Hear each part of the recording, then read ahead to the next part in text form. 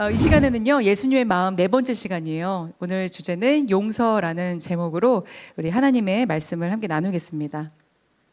여러분, 우리 함께 오늘 본문이 로마서 12장의 말씀을 나누었는데요. 로마서 12장은 복음의 실전편에 대해서 다루고 있는 이 본문이에요. 하나님의 은혜를 입은 구원받은 사람이 어떻게 살아낼 것인가, 이렇게 살아야 된다라는 부분을, 이제 실천에 대한 부분을 언급하고 있는 것이 로마서 12장입니다. 그래서 신앙생활을 하다 보면요, 가끔 굉장히 좋은 성품과 정말 본이 될 만한 그런 모습을 가진 그런 신자도 있지만, 또 때로는 저분은 조금 쉽지 않다, 또 때로는 좀 위험하다, 이렇게 느껴지는 신자들이 있습니다. 그런 사람들이 어떤 사람일까요? 제가 보니까 이런 분들이에요. 아는 게 되게 많아요. 그리고 말도 되게 잘합니다. 그런데 삶의 열매가 없는 사람들이 있어요. 오래 신앙은 생활을 했지만 그리스도인이라고 저 사람을 부를 수 있을까? 라는 모습들이 물음표가 찍히는 분들이 있습니다. 또 어떤 분들은 이래요. 목회자보다 내가 더 성경을 많이 읽었다, 더 성경을 많이 한다, 그렇게 생각하는 분도 있어요. 또 굉장히 나는 신앙 연수가 길다, 오래 교회를 다녔다라고 하면서 내가 더 경험이 많다, 이렇게 큰 소리 치는 분도 있습니다. 근데 이런 분들을 가만히 보면 뭐 하나 정말 삶으로는 본받을 것이 없는 분들, 오히려 자랑하고 큰 소리를 치고 내가 어떤 사람인 줄 알아? 라고 하는, 그렇게 내세우는 그런 배경을 보면 좀 신앙의 품격이라던가 인격적으로 좀 많이 그것들이, 그리스도인의 모습들이 잘 나타나지 않는 분들이 많다는 것이죠. 그래서 믿음은요, 아는 것이 아니라 삶으로 드러날 때 그 깊이를 알 수가 있습니다. 제가 존경하는 한 장로님이 계세요. 제가 이전 교회에서, 바로 직전 교회에서 사역할 때 만났던 장로님이세요. 그 교회에서는 이제 창립한 지 80주년이 되어서 한 5년 정도 장기 프로젝트 사역이 있었습니다. 역사편찬위원회라는 부서가 있었거든요. 거기서 이제 제가 이제 목회자 대표로 그쪽에 들어가서 사역을 같이 하게 됐어요. 근데 거기에 계셨던 그 위원회, 역사편찬위원회 담당이신, 이제 책임자이신 장로님이셨는데요. 나중에 제가 알고 보니까 처음에 딱 사역해서는 이제 그분이 어떤 분인지 몰랐거든요. 그런데 나중에 이제 그분을 알게 되고 나서 제가 교회를 내가 다니지 않으면, 내가 사역자가 아니면 절대 이분을 만날 수가 없는 분이라는 걸 알게 됐습니다. 우리나라에서 가장 높은 빌딩 어딘지 혹시 아시나요? 잠실에 있는 롯데타워, L타워 거기 있죠. 그거를 건축하시고 시공하신 분이셨어요. 그래서 그 회사의 대표이사셨습니다. 그래서 제가 나중에 알고 정말 깜짝 놀랐어요. 네.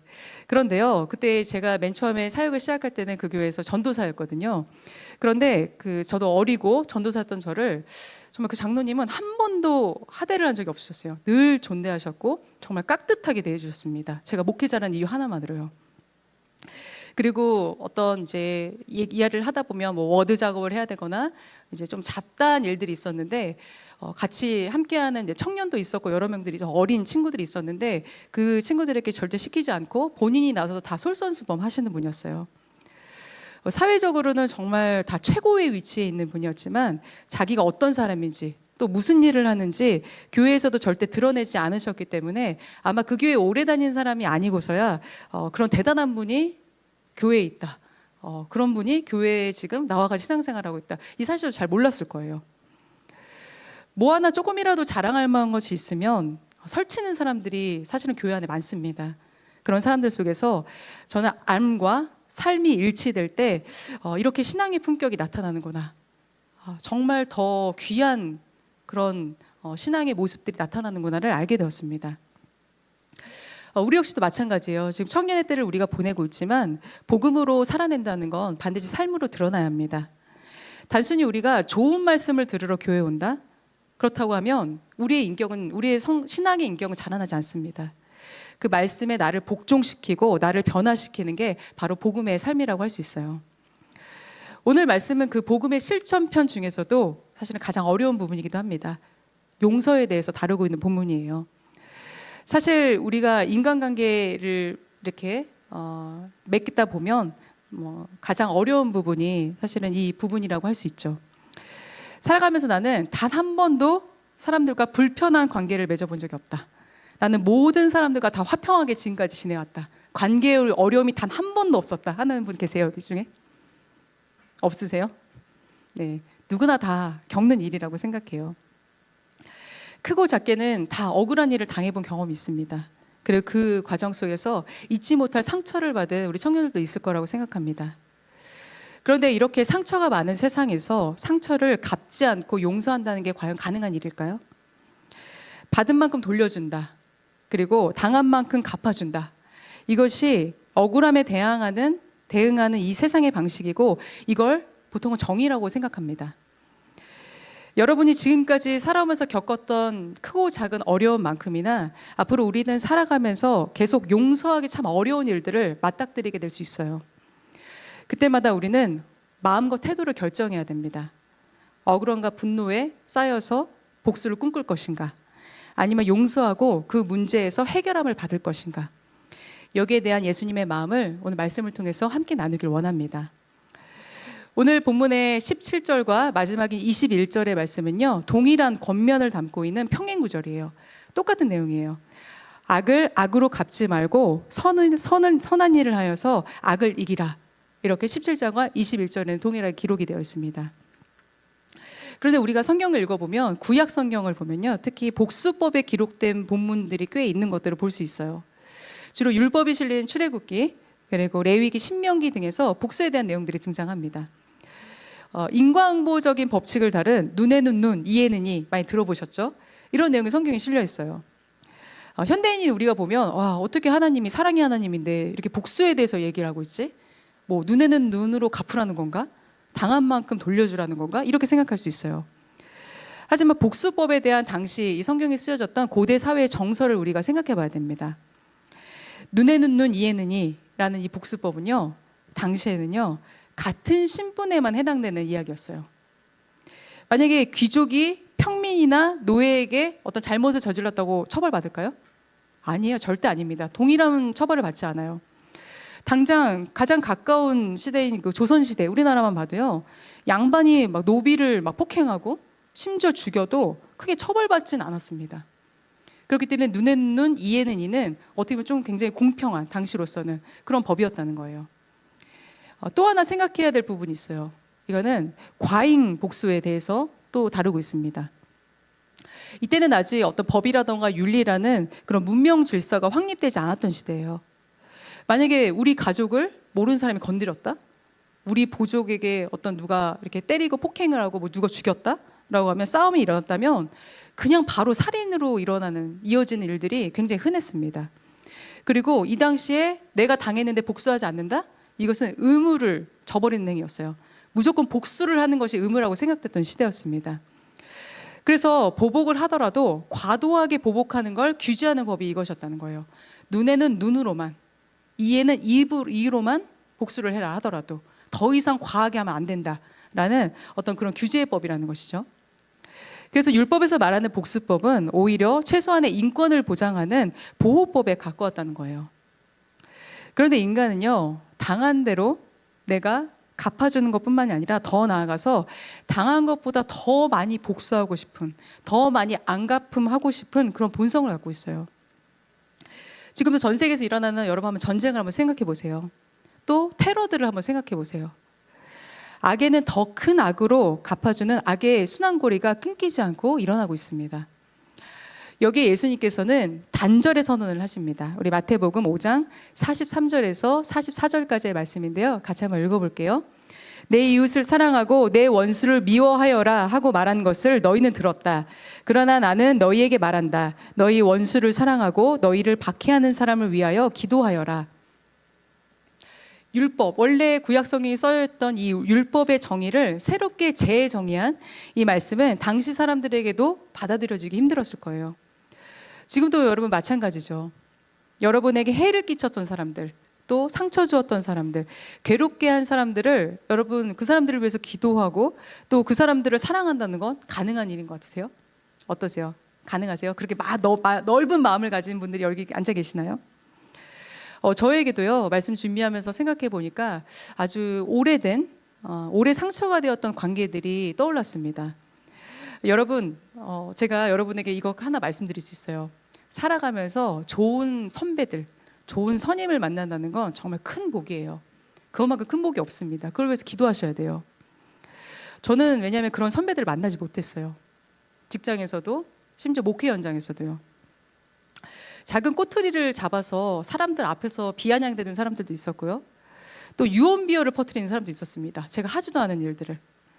그리고 정말 함께 사역하면서 열심히 그분을 위해서 돕고 열심히 그분을 위해서 섬겼는데 나중에 일명 토사구팽을 당한 적도 있어요. 모른 척하고 막 그런 적도 있었습니다. 그때마다 제 마음 가운데는 원망하는 마음도 들고 정말 사람에 대한 환멸이라고 해야 되나요? 그런 걸 느낄 날도 있었습니다. 어떤 날은 너무 속상한 마음이 들어서 그날은 이제 되게 참기가 힘든 날이었던 것 같아요. 막 울면서 기도를 한 적이 있었어요. 근데 기도하던 저에게 하나님께서 어떤 장면 하나를 떠올리게 하셨는데요. 그게 바로 여러분과 함께 나누고 싶은 말씀이에요. 누가복음 23장 34절의 말씀입니다. 같이 한번 읽어볼까요? 그때 예수께서 말씀하셨다. 아버지, 저 사람들을 용서하여 주십시오. 저 사람들은 자기네가 무슨 일을 하는지를 알지 못합니다. 그들은 제비를 뽑아서 예수의 옷을 나누어 가졌다. 이 말씀이 장면으로 저에게 떠올랐습니다. 내가 받은 상처들, 내가 당했던 것, 그 억울함들만 세고 있던 제게 예수님은 십자가 앞에 서라 이렇게 말씀해주고 계신 것 같았어요. 예수님도 가장 사랑하던 사람들에게, 가장 믿었던 사람들에게 배신을 당하셨죠. 그리고 자신이 짓지 않은 죄를 뒤집어 쓰고 억울하게 십자가에 달리셨죠. 예수님의 말씀이 단순히 말씀으로만 끝나지 않는 건 주님께서 말씀하신 그대로 행하셨기 때문입니다. 악으로 악을 대응하지 않고 선으로 그것을 이겨내셨기 때문에 예수님의 말씀은 진리의 말씀이고 생명의 말씀이에요. 저는 그때 알았습니다. 우리가 살아가면서 겪는 모든 관계는요, 모든 관계 속에서 그리스도인들은 늘 십자가 앞에 서야 된다는 걸 알았어요. 예수님이 달리신 십자가를 우리가 바라보면서 그런 것들이 내 마음에 생채기를 내려고 할 때마다 미움으로 내 마음을 채우는 걸 거부해야 된다는 걸 알았습니다. 그래서 오늘 본문 18절에도 이렇게 권면하고 있어요. 할 수 있는 대로 모든 사람과 더불어 화평하게 지내십시오. 근데 여기서 말씀이요, 무조건 다 모두와 화평하게 지내라 이런 말씀을 하고 있는 게 아니에요. 전제가 붙죠. 할 수 있거든. 나의 분노를 다스리고 또 내 말투를 한번 조절해보고 나의 태도를 바꾸고 나의 기도를 쌓는 훈련을 해보라는 거예요. 네가 할 수 있거든. 주님 안에서 말이죠. 그것은 상대를 위한 것이 아니라 너 자신을 위한 것이야. 이렇게 주님께서는 말씀하고 계십니다. 그렇다면 본문은요, 이어서 우리에게 필요한 이 용서의 기술 2가지를 구체적으로 언급하고 있는데요. 그 첫 번째는 바로 하나님께 맡기라 이렇게 이야기하고 있습니다. 먼저 19절의 말씀인데요. 이것도 같이 한번 읽어볼게요. 사랑하는 여러분, 여러분은 스스로 원수를 갚지 말고 그 일은 하나님의 진노하심에 맡기십시오. 성경에도 기록하기를 원수 갚는 것은 내가 할 일이니 내가 갚겠다고 주님께서 말씀하신다 하였습니다. 아멘. 여기서 원수 갚음이라고 써진 이 단어, 이 액티케시스는요, 정의를 집행하다라는 의미를 담고 있는 이 단어예요. 그런데 여기서 정의를 집행하는 주체가 누구예요? 누구로 그려지고 있어요? 이 말씀에서? 누가 원수를 갚는다고 말씀하고 계세요? 네, 하나님이 갚는다고 말씀하세요. 주님께서는 내가 갚겠다 이렇게 말씀하고 계세요. 용서는 악을 선으로 합리화하는 게 아니에요. 심판권을 하나님께 맡겨드리는 믿음의 행위가 바로 용서입니다. 내가 정의의 기준이 되어서 원수를 갚으면 모든 게 해결될까요, 여러분? 그럴 수 없어요. 또 다른 기준에서 내가 정의라고 확신할 수 있나요? 내가 다 옳다고 말할 수 있어요? 그렇기 때문에 내가 기준이 되어서는 안 됩니다. 또 분명 그 사람이 잘못을 했어요. 그럼에도 불구하고 복수를 당하면 그 사람 역시 자기가 가해자가 아니라 피해자라고 인식을 합니다. 그래서 되려 안갚음을 할 수 있죠. 그래서 그리스도인은 정의의 기준을, 원수 갚는 걸 우리가 담당하지 말고 주님께 맡겨야 됩니다. 성경을 보면 다윗이라는 사람이 나오죠. 그 다윗은요, 유독 억울한 일을 참 많이 당했던 사람이었습니다. 사울왕을 피해서 도망 다니던 어느 날 다윗은 같은 유다 지파 출신이었던 나발이라는 사람이 수많은 가축을 데리고 와서 양털을 깎으러 나왔다 이런 소식을 듣게 돼요. 목축을 하던 사람들에게 양털 깎는 날, 이날은 굉장히 성대한 잔치를 열고 나그네를 대접하는 어떤 마을 잔치 같은 그런 날이었어요. 다윗은 부하들을 시켜서 이 나발의 수많은 가축들이 해를 당하지 않도록 지켜주도록 명령을 했습니다. 그리고 축복의 메시지를 전하면서 이렇게 말해요. 좀 먹을 거를 달라. 당신의 가축들을 우리가 지켜줬으니까 또 이런 성대한 날이니까 우리를 나그네로 생각하고 우리를 좀 대접해달라 이렇게 요청을 합니다. 그런데 나발은 다윗이 보낸 그 부하들 앞에서 어떻게 대응했는지 아세요? 다윗을 모욕합니다. 이렇게 얘기해요. 나는 다윗이라는 사람의 이름을 들어본 적도 없다. 그리고 요즘은 종놈이 주인에게서 도망치는 세상이다. 이렇게 얘기해요. 다윗을 듣보잡 취급할 뿐만 아니라 종놈 취급을 한 것이죠.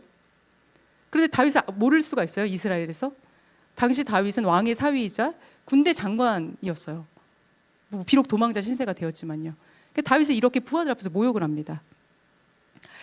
이 다윗의 기분이 어땠겠어요? 다윗은요, 바로 부하들을 시켜서 칼을 차라 이렇게 얘기해요. 그리고 복수를 다짐합니다. 선을 악으로 대응한 그 나발과 그 집안을 몰살시키려고 했어요. 그런데 그때 나발의 아내였던 아비가일이 이렇게 말합니다. 주님께서 당신을 앞으로 이스라엘 왕으로 세우실 건데 당신이 몸소 원수를 갚으시면 안 됩니다. 후회하거나 당신의 마음에 남는 일을 하시면 안 됩니다. 이렇게 호소를 해요. 이 말을 들은 다윗은 마음을 돌이켜서 직접 원수 갚는 것을 하지 않고 하나님께 이 문제를 맡겨요. 그 후에 어떻게 됐을까요? 이 열흘 뒤에 나발이 죽게 됩니다. 다윗은 분노의 순간 이 사실을 기억해요. 나는 하나님이 세우신 사람이다. 분노가 자신을 휩싸여서 자신을 망치려고 하는 그 순간에 딱 멈춰서요. 그리고 또 다른 원수를 만들지 않고 주님께 원수를 갚는 것을 맡겨드렸습니다. 우리 역시 마찬가지예요. 하나님께 맡긴다는 건 당장은 그 결과가 눈에 보이지 않을 수 있죠. 하지만 주님께서 우리의 가장 정의로운 재판관이심을 우리가 신뢰를 한다면 그 모든 상황을 하나님께 맡겨드릴 수 있습니다. 그래서 성경적인 용서는 잊어버리는 게 아니에요. 주인을 바꾸는 걸 말합니다. 기억은 사라지지 않아요. 내가 상처받았던 거 쉽게 사라지나요? 그렇지 않아요. 하지만 그 기억을 붙들고 내가 판단하는 게 아니라 오히려 하나님이 그것의 모든 것들의 재판관이 되셔서 하나님이 주관하시도록 그 문제를 주님께 돌려드리는 것, 그것이 성경적인 용서의 기술이라고 할 수 있습니다. 그럼 두 번째는요, 양심을 일깨우는 것이라고 말합니다. 우리 20절의 말씀도 같이 한번 읽어볼까요? 내 원수가 줄이거든 먹을 것을 주고 그가 목말라 하거든 마실 것을 주어라. 그렇게 하는 것은 내가 그의 머리 위에다가 숯불을 쌓는 셈이 될 것이다 하였습니다. 네, 이렇게 얘기해요. 본문에서는 원수의 필요를 채워주라고 말하고 있죠. 그것이 머리 위에 숯불을 쌓는 것과 같다 이렇게 말하고 있습니다. 근데 여러분, 머리에 숯불을 쌓으면 어떻게 돼요? 다 죽어버리나요? 그래서 원수를 너 불태워 죽여버려라, 이래서 이런 말씀 주신 걸까요? 네, 그런 의미가 아니에요. 이 말씀은 원수 이제 숯불을 머리에 올려놓으면 얼굴이 활활 뜨거워지겠죠. 그래서 이렇게 오히려 그 사람의 필요를 채워주고 그 사람을 위해 기도해 줌으로써 얼굴이 화끈거리도록 양심을 일깨워서 부끄럽게 만들어라, 이걸 의미하고 있습니다. 원수에게 복수 대신 예수님의 방식으로 대할 때 처음에는 그게 어리석게 보여요. 하지만 상대를 뜨거운 양심 앞에 세울 수 있는 하나의 방법이 된다, 이렇게 말씀하고 있는 것이죠. 그런데 성경에서는 이렇게 말하고 있는데 여러분, 이게 현실적으로 쉬운가요? 쉽지가 않아요. 사람들은 자기가 준 상처는 금방 잊어버려요. 그런데 내가 누군가에게 받은 상처는 오래도록 기억을 합니다. 그게 사람의 본능이에요. 그런데 이 본능을 거스르는 말씀을 주님께서는 하고 계신 것이죠. 아무리 우리가 성숙한 인격이어도 대단한 호인이어도 이것이 가능하지 않습니다. 그런데 하나님께서는 왜 우리에게 때로는 이런 인생의 상처들을 허락하실까요? 또 좋은 사람들만 만나도 모자랄 세상에서 왜 서로에게 생채기를 주고 또 괴롭게 하는 사람들을 하나님께서 만나게 하실까요? 세상에서 이런 만남을 악연이라고 부르기도 해요. 그래서 절대 만나면 안 되는 사람들, 또 피해야 될 만남이라고 이야기하기도 합니다. 그런데 하나님께서는 이런 관계들을 악연이 아니라 섭리라고 말씀하고 계세요. 그 만남도, 때로는 그 상처도 우리는 지금 다 알지 못하지만 하나님의 큰 그림 안에 있다는 거예요. 그래서 우리 그리스도인들은 꽃길을 걷는 사람들이 아니라 십자가의 길을 걷는 사람들입니다. 억울하지만 참고, 또 손해도 보고, 또 괜히 눈치를 볼 때도 있어요. 그런데 우리에게 믿음의 눈이 생기고 또 믿음의 경험이 생기면 비로소 알 수 있습니다. 하나님께서는 삶으로 예수의 생명을 드러내고자 하는 사람에게, 예수의 생명을 삶으로 나타내고자 하는 사람들을 때로는 아프게, 또 때로는 괴롭게 하심으로써 억지로 그 마음을, 우리의 그 좁은 마음을 넓혀 가신다는 걸 우리 알 수 있어요. 그리고 그 과정을 통해서 더 많은 사람들, 더 많은 상황들을 품게 하신다는 것들을 우리는 깨달을 수 있습니다. 그래서 우리 믿음의 선배인 바울 사도도 그것을 깨닫고 이렇게 말합니다. 고린도서 4장 8절에서 10절까지의 말씀인데요. 같이 한번 읽어볼까요? 우리는 사방으로 죄어들어도 움츠러들지 않으며 답답한 일을 당해도 낙심하지 않으며 박해를 당해도 버림받지 않으며 거꾸러뜨림을 당해도 망하지 않습니다. 우리는 언제나 예수의 죽임 당하심을 우리 몸에 짊어지고 다닙니다. 그것은 예수의 생명도 또한 우리 몸에 나타나게 하기 위함입니다. 아멘. 도저히 지킬 수 없을 것 같은 그 말씀에 우리 자신을 복종시키고 말씀을 삶으로 살기 위해서는 더 높은 차원의 본성이 우리 안에 있어야 가능해요. 그것이 바로 예수님의 마음, 예수님의 생명이 있어야 가능합니다. 용서 또한 마찬가지예요. 여러분, 용서는요, 잊어버리는 것이 아니라 놓아버리는 거예요.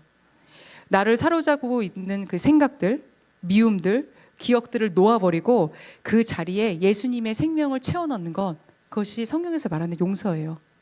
악한 것으로 갚지 않고 선한 것으로, 선으로 그것을 이기면서 나를 넓혀가는 것, 그것이 진정한 의미의 용서라고 할 수 있습니다. 그런 믿음의 결단, 그런 믿음의 확신이, 또 그런 예수님의 사랑이 여러분 안에 가득 채워지기를 우리 주님의 이름으로 축복합니다.